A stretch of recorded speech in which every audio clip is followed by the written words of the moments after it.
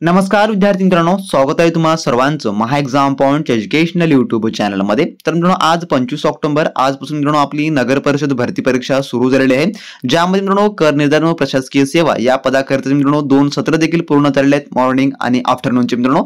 आणि दोन्ही शिफ्ट मध्ये आपल्या काही बॅचचे विद्यार्थी उपलब्ध होते आणि त्यांनी मित्रांनो परीक्षा देखील दिलेली आहे आजच्या दोन्ही सकाळच्या सत्रामध्ये। तर मित्रांनो त्यांना पेपर देखील बऱ्यापैकी इझी टाइप मध्ये गेलेले आहेत आणि मित्रांनो त्यांनीच हे प्रश्न जे की पाठवले आहेत, ज्याचे की आपण आन्सर की देखील काढून आपण आजचा हा व्हिडिओ बनवत आहोत।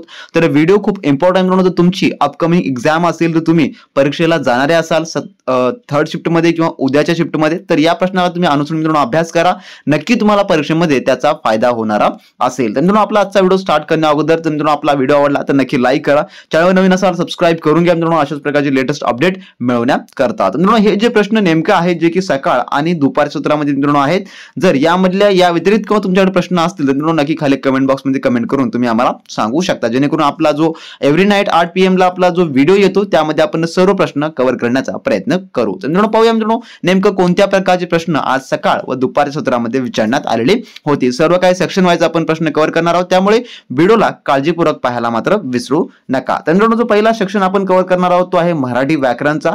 तर मराठी व्याकरणामध्ये नेमकं कोणत्या प्रकारचे प्रश्न होते ते आपण पाहूया। तर मराठी व्याकरणामध्ये जे आहे जे की उतारा, तर उतार्यावर आधारित प्रश्न विचारले जात आहेत, जे की उतारावर आधारित जे आहे जे की मॉर्निंगच्या शिफ्ट मध्ये 3 प्रश्न विचारण्यात आले होते, तर जी आफ्टरनून शिफ्ट होती त्यावर देखील 3 प्रश्न विचारण्यात आलेले आहेत। तर मित्रांनो ओव्हरऑल जर तुम्हाला सांगायचं झालं तर मराठी व्याकरणाचा जो सिलेबस आहे तो सर्व शिफ्ट मध्ये सारखाच असतो, फक्त काही टॉपिक विचारले जातात तर काही टॉपिकवर प्रश्न विचारले जात नाहीत। परंतु जे काही फिक्स टॉपिक आहेत मी तुम्हाला सांगत आहे, जे की तुम्ही नोट डाऊन करून देखील घेतलं तर चालेल, ज्यामध्ये उतारा हा फिक्स टॉपिक आहे, उतारावर मात्र प्रश्न तुम्हाला विचारले जाणार म्हणजे जाणारच। त्यानंतर वाक्यप्रकार, तर वाक्यप्रकारावर देखील प्रश्न जे आहेत ते विचारले जातात। तर वाक्यप्रकारावर मॉर्निंग शिफ्ट मध्ये 2 प्रश्न विचारण्यात आले होते, तर आफ्टरनून शिफ्ट मध्ये प्रश्न जे आहे ते विचारण्यात आलेला नव्हता। त्यानंतर आहे विशेषण, विशेषणावर देखील प्रश्न विचारण्यात आलेले होते, तर मॉर्निंग शिफ्ट मध्ये फक्त विशेषणावर प्रश्न होता, आफ्टरनून शिफ्ट मध्ये विशेषणावर प्रश्न जे आहे ते विचारला गेलेला नाही आहे। त्यानंतर वाक्यप्रकार, त्यानंतर लिंग ओळखा, तर लिंग ओळखा मॉर्निंग शिफ्ट मध्ये हा अतिशय महत्त्वाचा टॉपिक होता, कारण का यावर 4 प्रश्न तब्बल विचारण्यात आलेले होते। जे पहिला सत्र होता त्यावर 4 प्रश्न विचारण्यात आलेले होते। त्यानंतर प्रयोग ओळखावर प्रश्न विचारला गेला होता, त्यानंतर काळ, त्यानंतर समासवर आधारित देखील प्रश्न विचारण्यात गेला होता। तर आपला समासवर आधारित डिटेल व्हिडिओ देखील आहे, जे की आपण 2 महिन्यापूर्वी जेव्हा आपण नगर परिषद सिरीज चालू केली होती त्यावेळेस आपण सांगितलं होतं तुम्हाला मराठी व्याकरणच्या सेक्शन मध्ये की समास हा महत्त्वपूर्ण टॉपिक आहे, तुमच्या परीक्षेमध्ये तुम्हाला विचारला जाऊ शकतो। तर आपल्या प्लेलिस्ट मध्ये तुम्ही समासवर आधारित सर्व काही जेवढे काही व्हिडिओज आहेत ते तुम्ही पाहून घ्या, तुम्हाला त्याचा नक्की लाभ होणारा असेल। त्यानंतर अनेक वचन, तर अनेक वचनवर देखील प्रश्न विचारले जात आहेत। त्यानंतर विरुद्धार्थी शब्दामध्ये जो ज्येष्ठ हा शब्द आहे, तर ज्येष्ठ या शब्दाचा विरुद्धार्थी शब्द काय होतो हा शब्द परीक्षेमध्ये विचारण्यात आलेला होता। तर ज्येष्ठचा विरुद्धार्थी शब्द काय होतो, तर हा प्रश्न होता। तर त्यानंतर समानार्थी शब्द, समानार्थी शब्दावर देखील प्रश्न परीक्षेमध्ये विचारण्यात आलेले होते। तर समानार्थी शब्द कोणता होता हे आपल्याला पाठवला गेलेला नाही, जर तुम्हाला आठवत असेल तर कमेंट बॉक्स मध्ये कमेंट करून तुम्ही आम्हाला सांगू शकता। त्यानंतर इंग्लिशमध्ये काय विचारण्यात आलं, तर इंग्लिश मधले जे महत्त्वपूर्ण टॉपिक होते ज्यामध्ये प्रोवर्ब होतं, त्यानंतर फ्रेजेस होते, पॅरा जंबल्ड होतं, त्यानंतर पॅसेजवर देखील प्रश्न होते इंग्लिश ग्रामर मध्ये। त्यानंतर आहे सिनोनियम्स, त्यानंतर आहे वर्ब, त्यानंतर वन वर्ड सबस्टिट्यूशन हे देखील महत्त्वपूर्ण आहे, कारण का वन वर्ड सबस्टिट्यूशन मध्ये टीसीएस पॅटर्न मध्ये हमखास प्रश्न विचारले जाणार म्हणजे जाणारच असतात मित्रांनो, त्यामुळे वन वर्ड सबस्टिट्यूशनचा तुम्ही बऱ्यापैकी अभ्यास करून जा। त्यानंतर मॅथ अँड रिझनिंगचा सेक्शन पाहूया आपण। तर मॅथ अँड रिझनिंग मध्ये जे की रिझनिंग सिरीज त्यांनी कंप्लीट केली आहे, मॅथचे क्वेश्चन्स काही त्यामध्ये इन्क्लूड नव्हते, तर मॅथचा थोडा भर जो आहे तो आज कमीच होता असं तुम्ही थोडक्यात ग्राह्य करू शकता। तर यामध्ये आहे नंबर सिरीज होतं, त्यानंतर अल्फाबेटिकल सिरीज होती, कोडिंग डिकोडिंग होती, त्यानंतर कॅलेंडरवर आधारित प्रश्न होते, एजवर देखील आधारित प्रश्न होते, त्यानंतर नातेसंबंध यावर आधारित देखील होते, त्यानंतर आकृती प्रश्न देखील होते आणि वेन आकृती, तर वेन आकृतीवर देखील प्रश्न थोडक्यात विचारण्यात आलेली होती। तर हे जे काय आहे ते थोडक्यात रिझनिंगची सिरीज त्यांनी आज कंप्लीट केली आहे, मॅथवर एकही प्रश्न परीक्षेमध्ये विचारला गेलेला नाही आहे। तर रिझनिंगचे जे महत्त्वपूर्ण टॉपिक हे तुम्ही पाहत आहात, तुम्ही महत्त्वपूर्ण टॉपिक जे की तुम्ही याचा थोडक्यात सराव करा, जे की तुमची परीक्षा उद्याच्या शिफ्टमध्ये असेल किंवा परवाच्या शिफ्ट मध्ये असेल तर तुम्ही याचा थोडा बारकाईने अभ्यास करा या टॉपिकचा। तर टॉपिक खूप इझीच आहेत मित्रांनो, परंतु तुम्ही गोंधळून जाता म्हणून त्याचा व्यवस्थित तुम्हाला उत्तरे जे आहे ते काढता येत नाही, त्यामुळे जे आहे आपला वेळ देखील वाया जातो। त्यामुळे मित्रांनो हे देखील एक महत्त्वपूर्ण टॉपिक्स आहेत। त्यानंतर महत्वपूर्ण प्रश्न कमेंटमध्ये विचारला जात आहे की नेगेटिव्ह मार्किंग आहे का, तर हो, नेगेटिव्ह मार्किंग या ठिकाणी आहे, त्यामुळे खूप काळजीपूर्वक तुम्हाला या ठिकाणी प्रश्नांची उत्तरे निवडते वेळेस निवडायची आहेत. त्यानंतर पाहूया आपला आता जीएसचा सेक्शन. तर जीएसचे सेक्शनचे जे काही टोटली प्रश्न होते ते आपल्याकडे उपलब्ध आहेत. जर या व्यतिरिक्त तुमच्याकडे प्रश्न उपलब्ध असतील तर कमेंट बॉक्समध्ये कमेंट करू शकता, किंवा जो आपला ऑफिशियल टेलिग्राम ग्रुप आहे, टेलिग्राम ग्रुपवर देखील तुम्ही त्या ठिकाणी आपल्याला प्रश्न जे आहेत ते तुम्ही पाठवू शकता. आणि मित्रांनो, यामध्ये सर्व प्रश्नांची आपण उत्तरे देखील नमूद केलेली आहे, पण जे प्रश्न आपल्याकडे अपूर्ण आहेत त्याची उत्तरे आपण जे की काढलेली नाही आहेत. जर अपूर्ण प्रश्नाचे उत्तरे, जर तुमच्याकडे प्रश्न पूर्ण असेल तर खाली कमेंट बॉक्समध्ये कमेंट करून सांगा, आम्ही त्याचं तुम्हाला नक्की उत्तर सांगण्याचा प्रयत्न करू. तर यामधला जो प्रश्न असा होता जो की पहिला, जो की ई श्रम पोर्टलची सुरुवात कधी झाली, तर ई श्रम पोर्टल सुरुवात कधी झाली असा प्रश्न होता. तर ई श्रम पोर्टलची सुरुवात जी आहे ती की 26 ऑगस्ट 2021 सालापासून झालेली आहे. तर ई श्रम पोर्टल ज्यामध्ये कामगारांना जे आहे बऱ्यापैकी मोबदला दिला जातो त्यासाठीच हे ई श्रम पोर्टल आहे. त्यानंतरचा आहे प्रश्न जे की आरटीएस, तर आरटीएस आयुक्ताची नेमणूक कोण करते, तर आरटीएस आयुक्तांची नेमणूक, तर याचं उत्तर जे आहे जे की मुख्यमंत्र्यांची समिती, तर मुख्यमंत्र्यांची जी समिती असते त्यांच्या मार्फत जे आहे जे की आरटीएस आयुक्तांची जे की नेमणूक केली जाते. त्यानंतरचा पुढील प्रश्न असा होता की भ्रष्टाचार अधिनियम, तर भ्रष्टाचार अधिनियम संदर्भात देखील एक प्रश्न विचारण्यात आलेला होता परीक्षेमध्ये. त्यानंतरचा प्रश्न असा होता जे की 22व्या विधी आयोगाचे अध्यक्ष कोण आहे, तर 22व्या विधी आयोगाचे अध्यक्ष तर ते आहेत न्यायमूर्ती ऋतुराज अवस्थी, हे जे आहे जे की 22व्या विधी आयोगाचे अध्यक्ष आहेत. त्यानंतरचा प्रश्न पुढील, महाराष्ट्रातील शहरी लोकसंख्येचे प्रमाण किती आहे, तर शहरी लोकसंख्येचे प्रमाण विचारलं आहे महाराष्ट्रातील. तर टीसीएस पॅटर्न आधारित जे काही 2011 ची जनगणना आहे ते तुम्ही मित्रांनो सुपडा साफ करून घ्या, कारण का टीसीएस पॅटर्न मध्ये जनगणना हे एक महत्वपूर्ण टॉपिक आहे, त्यावर हमखास परीक्षेमध्ये कोणत्याही शिफ्टमध्ये प्रश्न येणार म्हणजे येणारच. तर या संदर्भाची एक पीडीएफ जनगणना आधारित आपल्या टेलिग्राम ग्रुपवर उपलब्ध आहे, जे की आम्ही त्याला पिन देखील करून ठेवू. तर तुम्ही ती पिनची पीडीएफ डाउनलोड करून एक वेळेस वाचून घ्या परीक्षेपूर्वी, ज्यामुळे तुम्हाला 100% त्याचा परीक्षेत फायदा होणार असेल. तर महाराष्ट्रातील शहरी लोकसंख्येचे प्रमाण किती आहे, तर एकूण जे प्रमाण आहे जे की 45.23% आहे शहरीचं. तर ग्रामीणचं जर विचारलं तुम्हाला तर ते आहे 54.78%. एवढं जे आहे ग्रामीण आहे. शहरी म्हटलं तर 45.23% एवढं आहे. त्यानंतरचा पुढील प्रश्न जे की कायदे कलम संदर्भात, जे की आर्टिकल 239, 311 आणि 45 यावर आधारित थोडक्यात प्रश्न आलेले होते जे की कायद्या संदर्भातचे. त्यानंतरचा पुढील प्रश्न असा होता जे की सुप्रीम कोर्टातील न्यायाधीशांची संख्या किती असते, तर जे सुप्रीम कोर्टामध्ये न्यायाधीश असतात त्यांची संख्या किती असते, तर सध्या वास्तवमध्ये जे आहे जे की 33+1 असे आहेत, म्हणजे की एक सुपिरियर जज असतात, त्यांच्यानंतर सब बॉडीमध्ये 33 जज आहेत. अशा प्रकारे एकूण 34 सुप्रीम कोर्टामध्ये सध्याचे जे की न्यायाधीशांची संख्या आहे. त्यानंतरचा पुढील प्रश्न जो की छावणी अधिनियम वर्ष 2006 संदर्भातचा प्रश्न थोडक्यात आलेला होता. त्यानंतरचा पुढील प्रश्न, मालमत्तेचा हक्क कलम किती मध्ये आहे, तर मालमत्तेचा जो हक्क आहे तो कलम किती मध्ये आहे, जो मालमत्तेचा अधिकार, तर याचं उत्तर आहे कलम 300 अ. तर कलम 300 अ अंतर्गत जो आहे जो आपल्याला की मालमत्तेचा हक्क जो की देण्यात आलेला आहे, मालमत्तेचा अधिकार, तर कलम 300 अ हे जे आहे याचं उत्तर होणार असेल. त्यानंतर पुढील प्रश्न असा होता, गोपीनाथ मुंडे अपघात विमा योजना रक्कम किती आहे, तर गोपीनाथ मुंडे अपघात विमा योजनेची जी रक्कम जी आहे जी की अपघाती विमा, तर हा किती आहे, तर याचं उत्तर होतं 2 लाख जे आहे जे की अपघाती विमा आहे. त्यानंतरचा प्रश्न, विद्यावाहिनी योजनाच्या वेळेस पंतप्रधान कोण होते, तर त्यावेळेस भारताचे पंतप्रधान कोण होते विद्यावाहिनी योजनेच्या वेळेस, तर उत्तर होतं अटल बिहारी वाजपेयी. तर अटल बिहारी वाजपेयी जे आहे जे की विद्यावाहिनी योजनेच्या वेळेस पंतप्रधान होते. त्यानंतरचा प्रश्न जे की व्यापारी वारे संदर्भात एक प्रश्न होता, तर व्यापारी वारे संदर्भातचा. त्यानंतरचा पुढील प्रश्न जो की संसदेला विसर्जित करण्याचा अधिकार कोणाला असतो किंवा कोणाला देण्यात आलेला आहे, तर याचं उत्तर आहे राष्ट्रपती. तर राष्ट्रपती यांना जे आहे जे की संसदेला थोडक्यात आपण भ्रष्ट करण्याचा किंवा विसर्जित करण्याचा अधिकार जे आहे ते राष्ट्रपतीला आहे, राष्ट्रपतींना यांना देण्यात आलेला आहे. त्यानंतरचा प्रश्न, दक्षिण भारतातील सर्वात मोठे पठार कोणते, तर दक्षिण भारतातील सर्वात मोठे पठार म्हटलंय तर जे की दख्खनचे पठार हे जे आहे दक्षिण भारतातील सर्वात मोठे पठार आहे. त्यानंतरचा पुढील प्रश्न आपला, 17व्या शतकात ईस्ट इंडिया कंपनीचे प्रमुख व्यापारी केंद्र कोणते होते, तर याचं उत्तर होतं मुंबई. तर मुंबई हे जे आहे जे की 17व्या शतकात ईस्ट इंडिया कंपनीचे मुख्य प्रमुख व्यापारी केंद्र होते, कारण का मुंबईलाच लागून हा समुद्री मार्ग होता, त्यामुळे जे आहे जे की ईस्ट इंडिया कंपनीचं हे एक प्रमुख केंद्र होतं. त्यानंतरचा प्रश्न जे की पंचायत राज संदर्भात होता, तर पंचायत राज लागू करण्यासाठी संसदेने कोणती घटना दुरुस्ती केली, तर याचं उत्तर होतं जे की 73वी. तर 73वी घटना दुरुस्ती करून जे आहे जे की पंचायत राज हे जे की लागू करण्यात आलेलं होतं.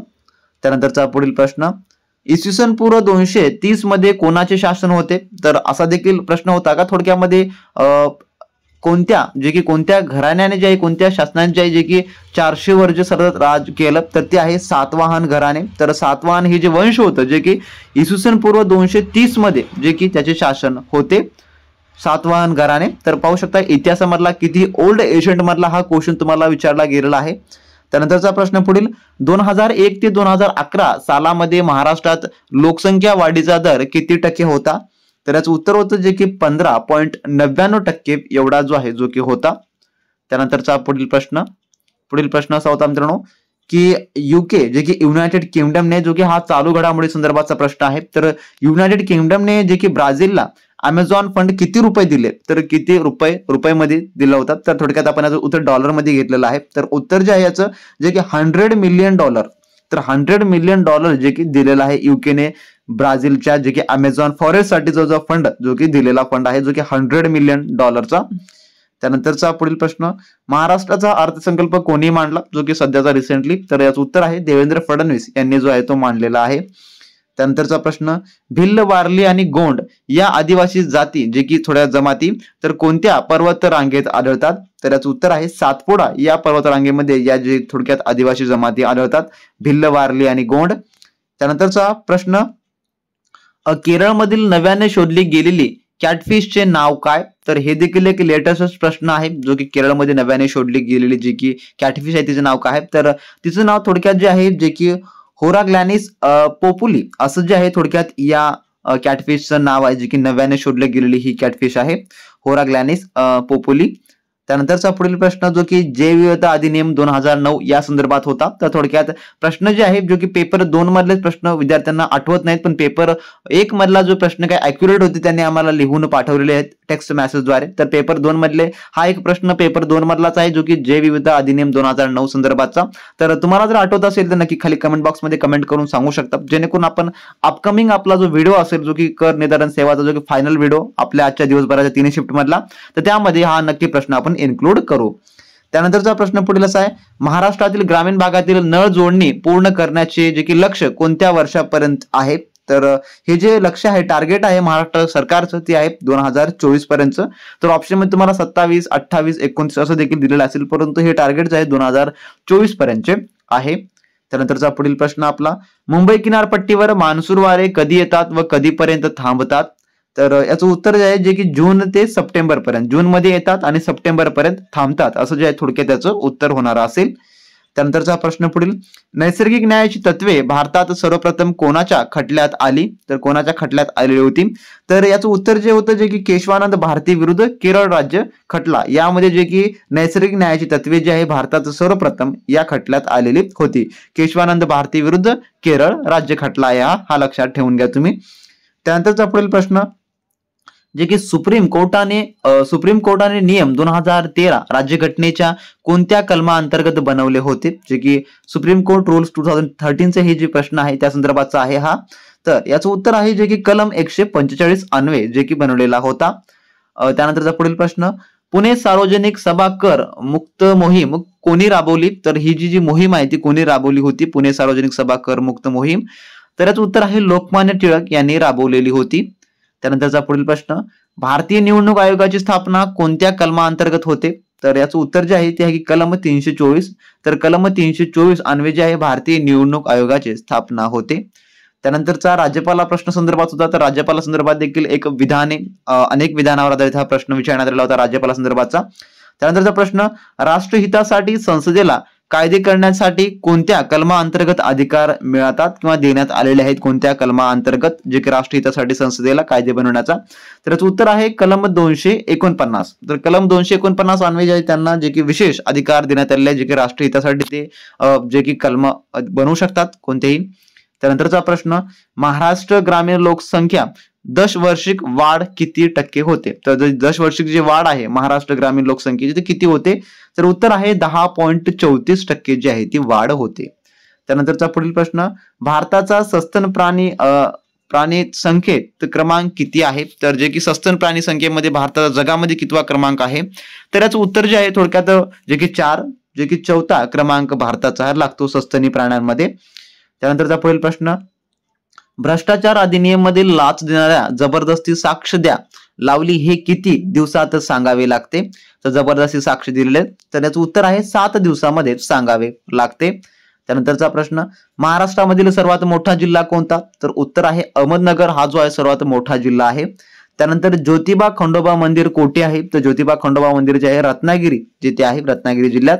त्यानंतरचा पुढील प्रश्न जो की आर्थिक सुधारणा कधीपासून चालू झाल्या? तर आर्थिक सुधारणा तर याचं उत्तर आहे 1991 सालापासून जे आहे आर्थिक सुधारणा जे की चालू झाल्या. त्यानंतरचा पुढील प्रश्न, डिप्रेस्ड क्लासेस एज्युकेशन मिशनची स्थापना कोणी केली किंवा जे डिप्रेस्ड क्लासेस सोसायटी देखील त्याला म्हटलं जातं तर याची स्थापना कोणी केली?